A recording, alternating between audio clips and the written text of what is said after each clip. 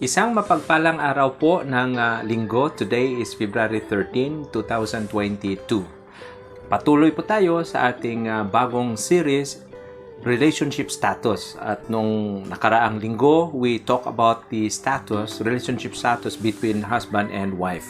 Basahin ko po ngayon ang ating foundation ng ating pag-aralan in the book of Ephesians chapter 6 verses 1 to 4. Very familiar po ito sa lahat ng mga nagbabasa ng Bible. Children, obey your parents in the Lord, for this is right.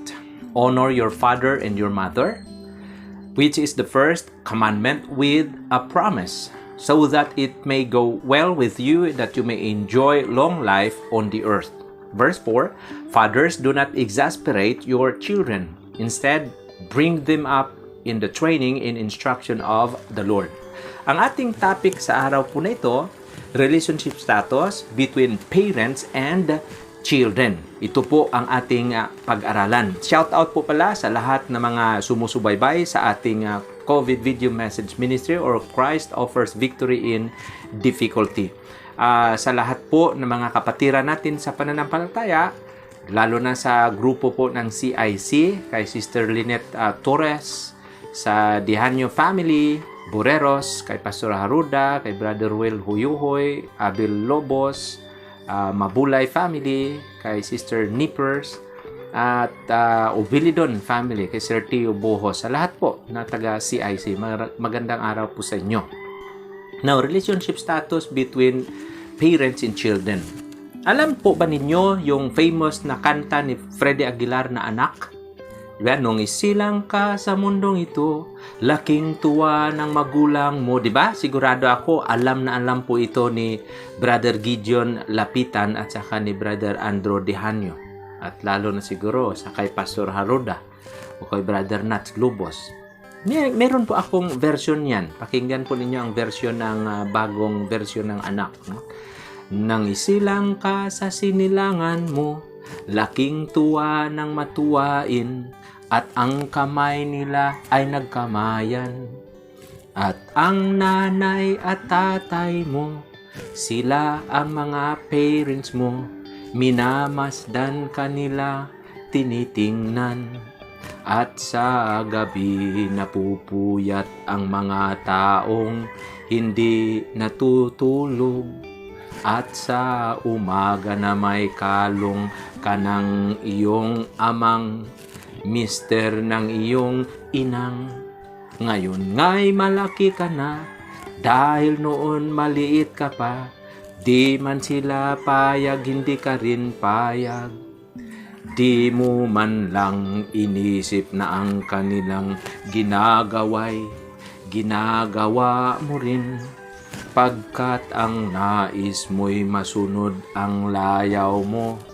Laki sa layaw, Jeep Rocks. Yan po ang paborito ni Brother Arman Buhos nung kapanahunan niya. Mga kapatid, yan po ang Anak. Sa totoo lang, makikita po natin dyan na tinutuko yung relationship between parents and children. Diba? Alam po ba ninyo, Sister Leia Bureros at Sister Ruth, Sister Banji, yung English version ng Anak? Ganito po yung English version ng Anak. Sir Andrew, sigurado alam mo ang version na English version ng Anak. Ganito po yan. When I find myself in times of trouble, Mother Mary comes to me, speaking words of wisdom, let it be, oh, let it be. And in my hour of darkness, she is standing right in front of me, speaking words of wisdom, let it be, oh, let it be.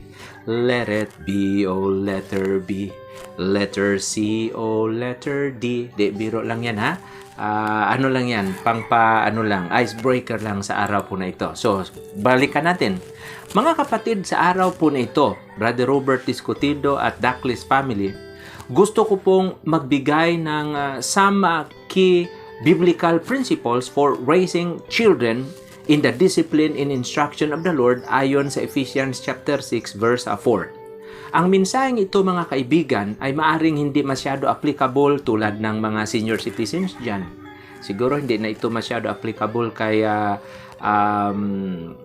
Tito Rupert at saka kay Tita Lydia dahil wala na silang maliliit na mga anak at saka sa Dihano family. Ngunit napakahalaga nito as we establish a right relationship status with our children and vice versa, si Sir Romel Paredes at Sister Jo Paredes. Tandaan po natin na ang ating mga anak are the future of the church and our nation because as the family goes, so goes the nation. Di ba Sir Tio Buhos at sa kay Brother Joe at Pearl Baknutan dyan sa Paranas, Western Samar? Kanya nga, kahit wala na tayong mga anak na pinapalaki o inaalagaan, how others do it will affect us. Di ba? Kailangan ng mga parents ng God's wisdom on how to do their job effectively. So if you do not have children at home, perhaps maari kang gamiton ka ng Diyos to share these principles na inyong maririnig sa araw na ito sa mga meron pang mga maliliit na mga bata. So Scripture alone, the Bible alone is sufficient to equip us as good parents. Okay? So tandaan po natin ito mga kapatid, mga kaibigan. As God relates to us, His children, so we must relate to our children. Uulitin ko As God relates to us, His children, so we must also relate to our children. We are to be imitators of God. Ayon pa sa Bible, our Heavenly Father as beloved children, ayon sa Ephesians chapter 5 verse 1. So ang layunin po ng Diyos para sa kanyang mga anak, mga kaibigan, mga kapatid is to conform them to the image of Christ ayon sa Romans 8:28-29. Ito po isa sa mga purpose ng ating life, to become the image of Jesus, hindi yung the image of Judas. Diba? So ang salita ng Diyos, the Word of God contains two great commandments that move us toward the goal to love God and love others. Kaya sa ating pag-aayos ng ating mga parents-children relationship, huwag nating kalimutan ang mga prinsipyong ito o ating overall goal. Alam po ba ninyo kung ano dapat ang ating overall goal? Ganito po yan. That our children may be growing in love for God and for others as they grow in submission to the Lordship of Jesus Christ. So ano ang mga principles na gawin natin sa mga parents upang maayos yung relationship status natin sa ating mga anak? Una, seek to bring your children to genuine conversion to Christ. I-prepare yung mga maliliit na bata na magkaroon sila ng genuine conversion to Jesus Christ. Diba? Na magiging Christian sila according to the Bible. And then, number two, you are going to help your children grow in godliness. Kailangan tulungan natin ang ating mga kabataan na lalago sila na magiging makadiyos. Kasi ang problema natin sa Pilipinas, dito sa Pilipinas, bakit number one tayo napakalakas sa ating korupsyon? Maririnig natin sa balita dyan. Alam nyo kung bakit? Because we are too much religion to little godliness.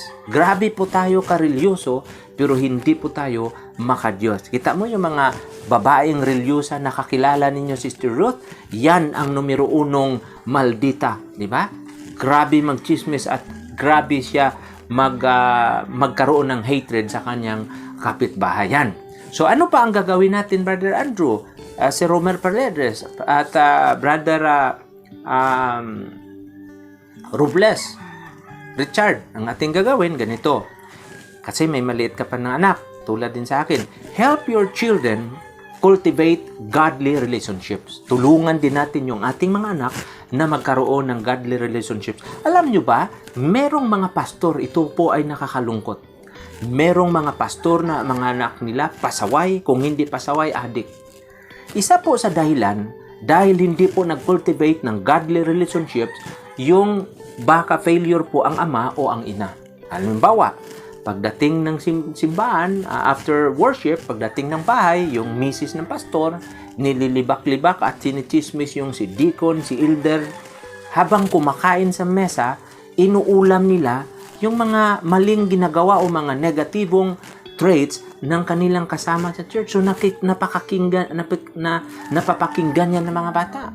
So, ang nangyari sa mindset ng mga bata, ng mga pastor, ng mga anak nila, ang mindset nila, ang consciousness nila, at the church is a source of irritation and, parang ganon. Yan.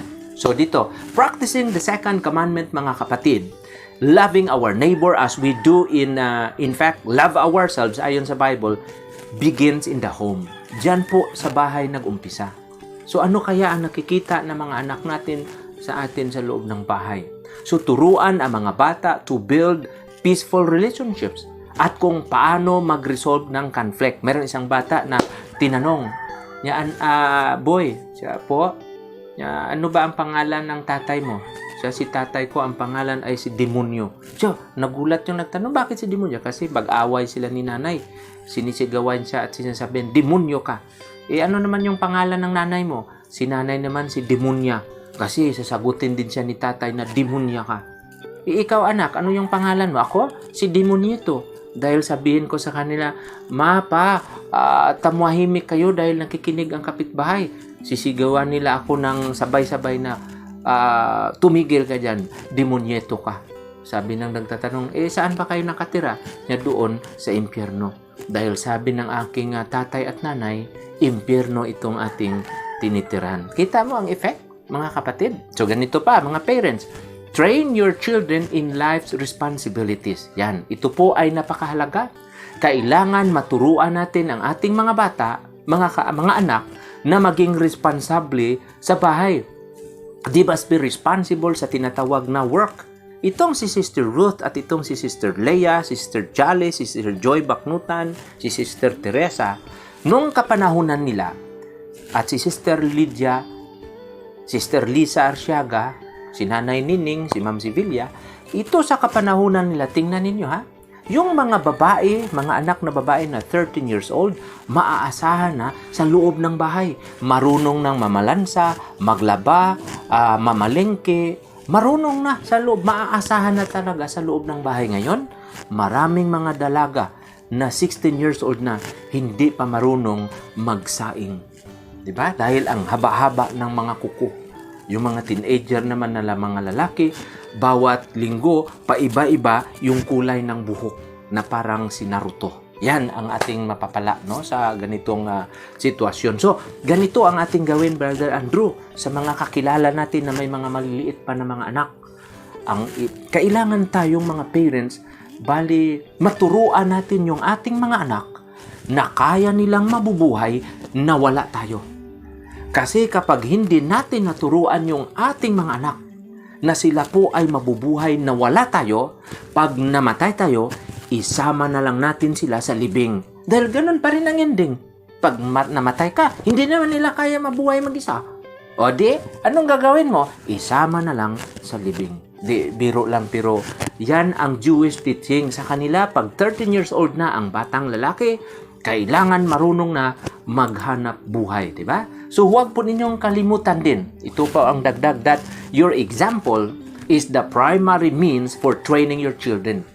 We teach by example.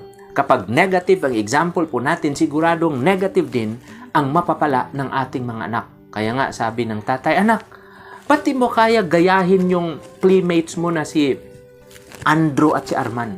Palagi silang top-notcher sa klase. Ba't hindi mo gayahin yan si Andrew, si Arman, si Ruth at si Leia? Mga top-notcher sila, yung playmates mo. Sabi niya, itay, napaka-unfair po ninyo. Siya, bakit unfair? Unfair ba yung sabihin ko na top-notcher yung si Ruth? Malapit na yung magiging doktor sa buong mundo, buong Pilipinas. Ba't hindi mo yan gayahin? Sabi ng tatay, ng anak, tay, napaka-unfair mo. Natural, mga top-notcher yan si Ruth, si Leia, si Arman at si Andrew at si Romel Paredes. Siya, bakit? Top-notcher sila. Top-notcher sila dahil yung tatay nila, bright, di tulad ng tatay ko. Napahiya tuloy ang tatay. Now, mga kapatid, kaya nga tayong mga parents, grace and love should be the defining characteristics of our life. Tandaan natin yan. So, ayon sa Proverbs 3:12, whom the Lord loves, He reproves, even as a father, the son in whom He delights. So we have to delight in our kids. It means that you like them the way you treat them that way. You show delight in your kids with your eyes, with your kind and loving words, by listening to your kids, by welcoming them in your presence, and by proper physical affection. Baka yung language of love niya is physical touch, i-hug mo yung anak ninyo. So they are not a bother or interruption sa inyong schedule, kailangan yan. Kapag wala po tayong panahon makipaglaro sa ating mga anak, magbasa ng libro o ano ba, to listen and talk to them, to give them proper affection through words and appropriate touch, kung ganun, wala rin tayong basis for correcting them. Yan. So ano pa ang ating mga gagawin, mga parents, to establish a right relationship status with our children? Ito, teach your children to respect you from the youngest ages through correction and discipline. Turuan yung mga anak na magiging respectful. Naku, ngayon, ang mga kabataan parang hindi na respectful. Diba? Nung panahon namin ni Brother Gideon Lapitan, ni Sir Tio Buhos, ni Brother Ruel, titingnan ka lang ng inyong tatay, titiklop ka na. Ngayon, yung mga bata, titingnan ng matatanda. Ay naku, naduduling na yung matatanda. Deadma pa rin yung bata. Pag tinitingnan ng tatay ngayon yung bata, titingnan din ng bata ng anak yung tatay. Pag kalabitin ka ng inyong nanay, ng inyong tatay, alam mo na. Ngayon, yung bata, kalabitin ng nanay, ng tatay, ay nako, kakalabitin ka man ng anak at kahit hindi pa alam ng buong barangay, alam na dahil nung kinalabit, nangalabit rin yung bata o di kaya sumigaw na, bakit mo ako kinalabit? Parang ganun. Yan, no? Pag pinagalitan si Sister Ruth ni nanay niya o ni tatay niya, tiklop siya kaagad. Ngayon, yung mga bata, pag pagalitan ng nanay-tatay, aba, galit naman ang mga bata. So, yan ang pagkakaiba, mga kapatid. Diba? So, you've got to teach your children to obey, and the sooner you start, the better. Kailangan mayroong teaching of obedience. Diba? So, respect your children as unique human beings. Yan po ang ating tandaan, mga kapatid at mga kaibigan. No? Kailangan intindihin natin ang ating mga anak, hindi yung sobra-sobrang disiplina dahil delikado po ang ganong paraan. So, meron pong mga ilang duties rin sa second part nito, yung duties ng mga children to parents ayon sa Bible. So, para po sa mga anak na nakikinig, ganito po. Children have the duty of honoring and respecting father and mother. Maliwanag po ito, honor your father and your mother. Pangalawa, children have the duty of obeying the father and mother ayon sa Ephesians 6:1 and 2 at ayon sa 10 Commandments, di ba? You have to obey your parents and honor your parents ayon sa Bible. So, kapag nandyan ka pa sa loob ng bahay ng tatay mo at dependent ka pa sa tatay at nanay mo, you have all the duties to obey them. Di ba? Sabi ng anak, Nay, ano po itong 10 Commandments? Niya anak, yung 10 Commandments, 10 utos yan ng Diyos. Sabi ng anak, Nay, sino ba ang medyo mas mataas ng ranggo? Ang Diyos o ikaw? Sabi ng nanay, siyempre ang Diyos. Sabi ng anak, sa palagay ko po, Nay, ikaw mas mataas ka pa ng ranggo sa Diyos. Bakit mo nasabi yan? Siya kasi ang utos ng Diyos, 10 lang ang sa inyo, Nay. Naku, ang dami-dami ng utos ninyo. Ayoko na ka. Pagod na ako. Parang gano'n, no? So, ano pa ang duties natin, mga children? Children have the duty of listening to the counsel of father and mother. Makinig po kayo sa mga payo ng inyong mga parents. Lalo ng mga matatanda natin, mga lolo at lola. Grabe yan sa payo dahil sa mahaba ang kanilang mga experiences sa buhay. Marami po silang wisdom. Yan po ang mga matatanda. Proverbs 1:8 sabi ng Bible, listen my son to your father's instruction and do not forsake your mother's teaching. Yan po, makinig sa mga payo ng mga matatanda. And the last, children have the duty of caring for father and mother in their old age. Ito po ang nakakalungkot. Maraming mga kabataan ngayon ang hindi na nag-aalaga sa mga matatanda nilang mga parents. Kaya nga, sa Europe, nagka-problema, Brother Andrew, sa Europe, yung population. Kasi yung mga baby boomers, yung mga after World War II, yung mga anak, parang pinutol na nila ang kanilang responsibility na alagaan yung matatanda.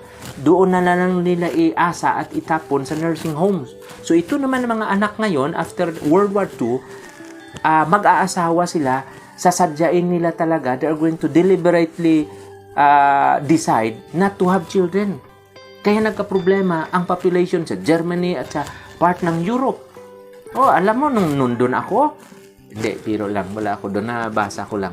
Nagka-problema talaga ang kanilang population dahil wala itinigil na ng mga anak ang responsibility sa pag-aalaga sa mga nanay. Iwan ko dyan sa Amerika, baka itapon ka doon sa nursing homes. Di gaya dito sa atin sa Pilipinas, na ang pamilya is pamilya. Kahit ano pa, bedridden pa yan, alagaan sa loob ng bahay. Kita mo, pag nasa hospital, ikaw Sister Ruth, nasa hospital, ang allowed lang na pumasok dyan, doktor at nurse at isang bantay. Hindi pwede yung 10 tao papasok dyan. Pero dito sa Pilipinas, nako, sana hindi yan allowed. Pero allowed dahil nakakagaling sa isang pasyente pag pumasok ang buong barangay sa loob ng kwarto ng ospital. Sometimes, pagpasok ng doktor, may nakahiga sa kama. Alam mo, nagugulat pa yung doktor. Kasi nung i-injection na niya, sabi niya, naku, Dok, hindi po ako ang pasyente. Ang pasyente pala, nasa CR siya, natutulog sa kama. Yan ang mangyayari. So mga kapatid, dyan lang po siguro tayo. None of us perfect parents at none of us perfect children. But, I encourage you, with the grace of God, you can do everything you want for His glory. Tayo po ay dumako sa ating communion.